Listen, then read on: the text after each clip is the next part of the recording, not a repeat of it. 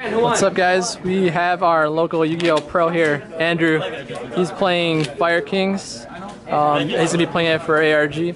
So first of all, why should people be interested in Fire Kings? Why is it a good deck, and why should they try it? Fire Kings is basically Fire Fists with more powerful monsters, more powerful defense. It lacks the traps, but makes up with Recruiting Dark Hole. In the end of the game, it's basically a better version of Fire Fist with more powerful plays. Okay. Alright, so let's go see what your deck. 2 Grunix, 3 is Cloggy, 2 is all you need. This is your Recursion Dark Holes, what makes the deck so good against everything. I mean, basically every turn you can Dark Hole their board, so that's pretty good. Staples, 3 Barong, he searches all the shit out for you. 3 Yaksha, triggers all the searching shit for you. Staple stuff. Tex, Triple Wolf Arc. I love it. I mean, the extra deck is so useful in here. And basically every turn when you're Dark Hole, you can just sort of make something, blow everything up. All you have to worry about is their back row usually. That's it. It's too powerful. And you can circle this guy back. Which is cool, yeah, you just did that. Yeah, which is way too strong. Like, if you have a circle on another monster, you can just circle this out of your graveyard and make another seed play. So it's monster board, it's really good. 2 Bear for consistency purposes. It's also strong against Geargias. It's for consistency mostly. Tech, 1 Blaster. I cited Skill Drain, so it's good for that. It's good for popping back row with Grunixes in your hand, stuff like that. And in a late game, when you're like out of monsters sometimes and you have circles in your hand, like if you top deck a circle, you can special summon this out of your graveyard and then attack with this, circle it, get Grunix back or get Wolf Arc back. And there's a push with Lava Chain for more damage with this. And then I play this instead of Warning. Warning's only good early game. By turn 2 or 3, Warning's pretty much almost dead, especially if you're going second, so you're turn 2 or 3, you're pretty far behind. If you draw this late game too, it's still strong. I just like it better than Warning. Triple Hoban, just make the deck even more consistent. Yep. Triple Onslaught, summons Grunix, summons all your powerful monsters, summons every monster in the deck outside of Blaster and the Scarecrow. Cool. Everything else can be summoned out off this. So, Circle. The best version of Lance playable in the game right now. This is incredibly strong. You run loops around people all day long, get Wolf Arcs back. It also triggers your effects, so I love it. You can attack right after. Yeah, you can like attack with like Barong, and then circle the Barong afterwards and get Bear back from the graveyard, and attack with Bear and get Tanky Search. And then Barong activates at their standby phase, you get another search. So that's pretty good. That's my favorite play. Triple Tanky, Bear, Wolf Bark, Barong, Yaksha. It's just way consistent. You're missing 1 ulti. Yeah, I'm not gonna get a third ulti. I'm too scared it's gonna hit the 2. I don't want a third one. I'm too scared. It's too much money. Triple MST. Staple.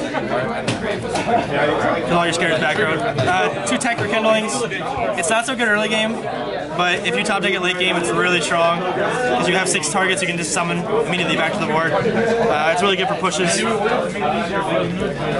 Book of Moon. The Dark Hole, because you can blow your own shit up and it won't matter.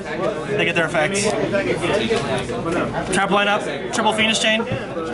I'm not a big fan of a whole bunch of trap cards in this deck because I just really hate getting traps done, to be honest. All the OTK decks usually traps on you if they're going to go off, so I try to limit the trap cards and just use other cards to like monster effects, stuff like that, hand traps to help stabilize me. 3 Phoenix Chains for stopping monster effects, and they're attack stoppers, so mostly for Fire Fist. 2 Breakthrough. These were skill drains, but now they're breakthrough skills because breakthrough is way better against Mermail. And if I'm going to be playing meta a whole bunch at ARG and stuff like that, breakthrough is just stronger. And it doesn't interfere with Wolf Arc. So I love breakthrough. Card's too good. Torrential? Yep, that's the main board. Alright, let's go see your X. I'll quickly do sideboard. 2 Exciton Knights. The deck naturally negs when it goes aggression, so this is almost always live. And if the first one gets Phoenix Chained or Warning, you can get a second one out. 2 Silent Honor Arc. It's just big eye. It's too good. Double Dweller, Mermails. This format's all of like a lot of the format is your first Succeed that's really powerful will usually get destroyed somehow or stopped somehow. So it's always good to have a second one. Mermail mostly. Tiger King for consistency. Defensive, it's basically your Maestro. The 1 Cardinal. It's mostly for rogue decks and anything that want to bounce monsters back to the deck. Because you can do Onslaught for a bear, then normal summon a bear, or circle a bear back, or Wolf Bark a bear out, and then circle the Wolf Bark and get the other bear out. It's not so hard to get this out. It's tricky, but in the games where you actually need it, like against Noble Knights, it can be useful to put stuff back in the deck. Lava Chain for big pushes. Another really cute thing with this is you can side Horus, and then Lava Chain's effect will mill Horus to the graveyard. Then you could circle Horus back out off of Lava Chain. It's okay. I've tried it a couple times. It hasn't really kicked, but it is cute. 1 Diamond Dyer, just for when you're ahead. Otherwise, you're always going to go Access on Knight to blow everything up. It's only for when you're ahead. Crazy Box for skill drain, mostly. Heretics. Only Heretics. And then just pushes for game. Sweet. And what about your side deck?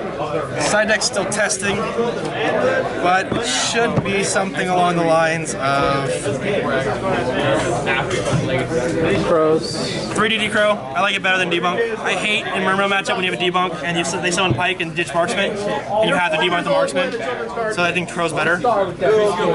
Breakthrough, the third one I sided in for Mermail. 2 Veiler. Testing for Gigias mostly because of traps and stuff like that. It's not bad. I don't know yet.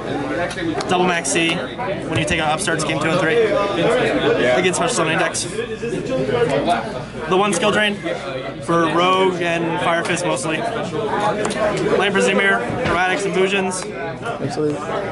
And 2 Road Decree. Mermails. They have they have Recklesses, Fears, a whole bunch of stuff. And it doesn't interfere with your breakthrough skills in the graveyard. Yeah, you probably side out some traps anyways, huh? I side the Phoenix Chains out. I leave the Torrential and the breakthroughs in. I side the third breakthrough in, because then you have only 1 trap that's hurt by Roll Decree. So you can see use breakthrough skill in the graveyard. Yeah, that's pretty cool. Pretty broken for that. Because you're only really going to use breakthrough skill to stop Abyssgaios and stuff like that. And then 2 Twister. I like it better than Dust Tornado, because people who main this right now, or when they bring it in against you when you side Dust Tornado, and then like they flip it, and now your Dust Tornado's dead. Yep. Like, so if you don't open Dust Tornado, this is just stronger. Yeah, you lose 500 life points, but I just like it better. Cool. So you'll figure out what you're gonna play. You're gonna make it 15 eventually, right? Yeah. The only thing I'm gonna change is the Veilers, maybe. Cool. Everything else is solid. So. Awesome. All right, man. Enjoy, guys. Good luck.